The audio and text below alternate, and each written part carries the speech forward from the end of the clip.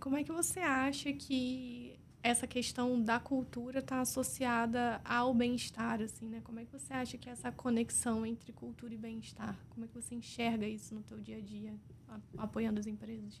É muito no cuidado. Quais são os ritos que aquela empresa vai criar olhando para o bem-estar das pessoas?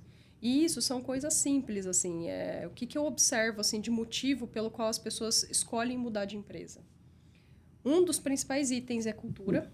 E aí, cultura, o segundo, eu diria que é liderança, mas esses dois se confundem muito, porque às vezes as pessoas, em áreas diferentes, elas não sabem nomear se a liderança é tóxica e aquela liderança está com uma questão divergente daquilo que ela comprou enquanto cultura, ou se a cultura está sendo conivente. Sim. Porque aí o medo de reportar, o medo de denunciar, o medo de tantas coisas. Então, eu vou colocar esses dois elementos no mesmo pacotinho só para fazer esse parênteses de que às vezes as pessoas não conseguem nomear. Você vai investigando e aí chega num ponto que a pessoa não tentou descobrir o que era. Fala assim, cara, eu saí porque vai que eu denuncio e eu perco meu emprego. Prefiro ter alguma coisa garantida e fazer essa movimentação. E às vezes a empresa nem fica sabendo. Então, assim, olhar para essa liderança e entender como que ela está fazendo o acompanhamento dessa pessoa. Como que a empresa olha para aquilo que é o ambiente de trabalho e cria relações saudáveis. Eu estava vendo uma matéria, eu lembrei disso agora, então não sei se eu vou ser 100% fiel à reportagem. Mas ela trazia como um elemento de sucesso para o ambiente de trabalho você ter amizade. Para você ter amizade no trabalho, amizade que eu digo assim, ter pessoas que você gosta de conviver, Sim. que estão ali e tudo mais. Não precisa ser melhor amigo da vida. Às vezes acontece. E eu acredito que é um indicador de saúde, de cultura saudável, né? Sim. E aí você olhar para isso e falar assim, eu estou criando enquanto empresa um ambiente que é saudável para as relações? A liderança está se relacionando com o time de que maneira? E vice-versa também. E aí você mapear isso de algumas formas. Existem inúmeras ferramentas. Aí, uma visão minha aí dessa experiência, dessa minha jornada enquanto cultura. Aquilo que você não mede, você não gerencia. Perfeito. Então, você tem que ter maneiras de classificar aquilo que você está avaliando para sair do feeling, para sair daquilo que você acha que é sexto sentido. Porque apesar de ser uma consultoria, e aí eu digo apesar porque tem muita consultoria que não gosta de trabalhar com ferramenta, com tecnologia, com dados, infelizmente, né? Mas eu gosto, na verdade, eu acho que é necessário. Só tem o trabalho a partir daí. Então, usar a tecnologia a seu favor, fazer o mapeamento, entender como que está a relação das pessoas, como que está a qualidade, e ter uma escuta ativa. Então, treinar a liderança, e aí entra num outro elemento. Como eu citei a liderança dentro desse pacotinho, como que a empresa prepara a pessoa que já está na posição de liderança ou que vai para a posição de liderança? Infelizmente, tem empresa que olha aquela pessoa que é excelente, excepcional tecnicamente, e acha que só tem um caminho para crescer. Aí coloca na liderança. Promove o melhor vendedor, perde o meu vendedor e ganha um péssimo líder. Péssimo gerente, um péssimo gestor ali. Então, assim, a gente tem que olhar para isso e também mensurar isso. Sim. Gente, a partir da sua cultura, quais são os valores e qual é o DNA daquela liderança que você está querendo formar, promover ou fortalecer. E a partir daquilo, olhar para esses esquemas e entender como é que essa pessoa está fazendo a gestão do time. E fazer esse mapeamento, né? Que aí existem inúmeras ferramentas para... E até por uma questão de justiça, né? Você deixa claro o que precisa ter para progredir naquela direção. Seja uma progressão horizontal, uma progressão vertical. Todo mundo sabe o que precisa fazer. Não tenha dúvida de que o Eduardo foi promovido porque ele é amigo do chefe. E dá caminhos também, porque eu vejo que tem muita empresa, eu acabo atendendo muito startups e empresas de médio porte. E aí as startups que nunca tiveram um contato assim, um pouco mais estruturado, que ainda estão passando por uma profissionalização, já aconteceu de chegar em empresa e falar, eu quero demitir tal pessoa. Aí você fala, tá, vamos entender aqui. Você quer demitir por quê? Essa pessoa não quer crescer, essa pessoa não quer, ela quer ficar sempre no mesmo lugar.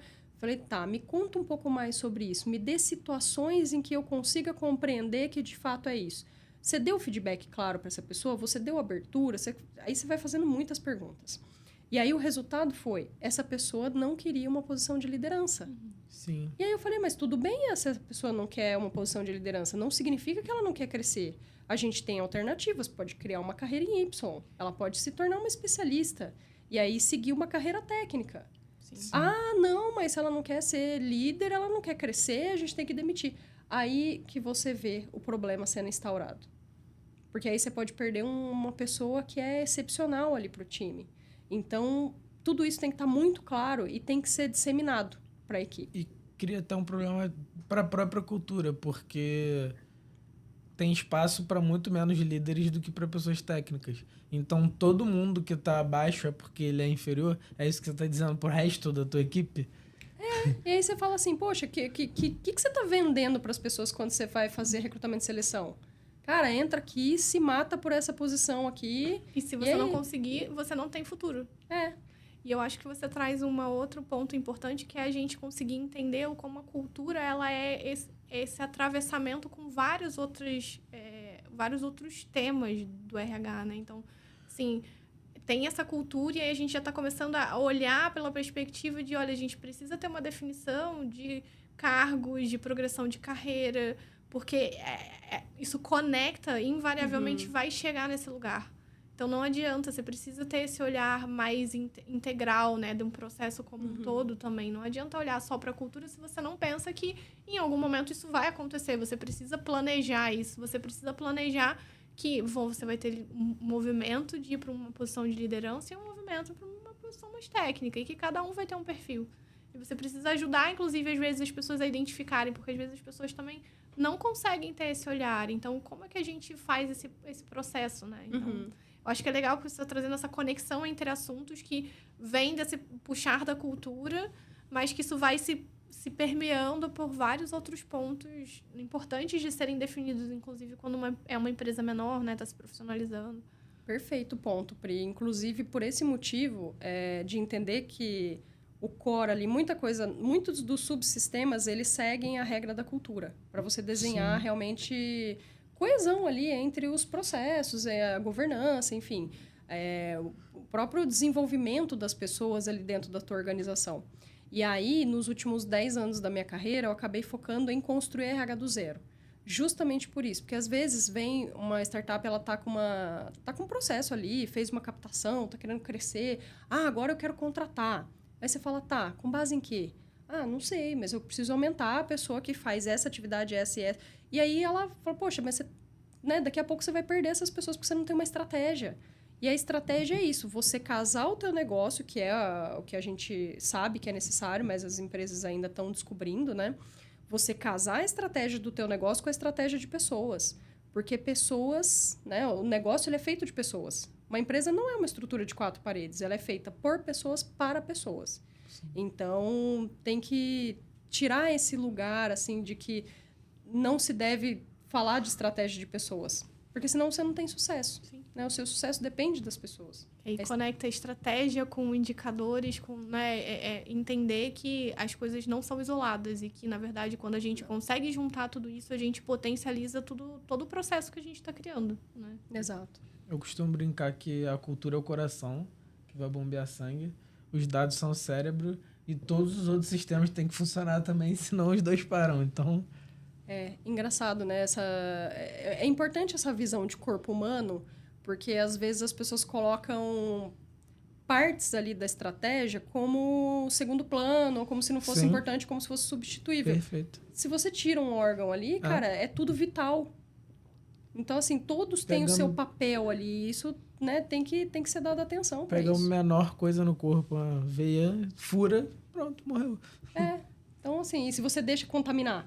Pega uma bactéria, dá uma sepse aí. Cara, já era. Então, é isso, não deixar. Então, a cultura do bem-estar, respondendo a pergunta de vocês, é como você se protege enquanto organização para manter a sustentabilidade. E resultados, né, com certeza, vão vir desse ambiente de segurança psicológica, colaboração, porque aí, de fato, você tem essa propensão a, tipo, erramos, vamos corrigir rápido e vamos aprender com isso e vamos criar um ambiente saudável. E aí, de fato, você tem... Não é uma construção fácil, é uma construção longa, mas que vale muito a pena. Um trabalho de todo dia que nunca está pronto. É um organismo vivo. Todo dia a gente tem que nutrir nosso corpo, né? Exatamente.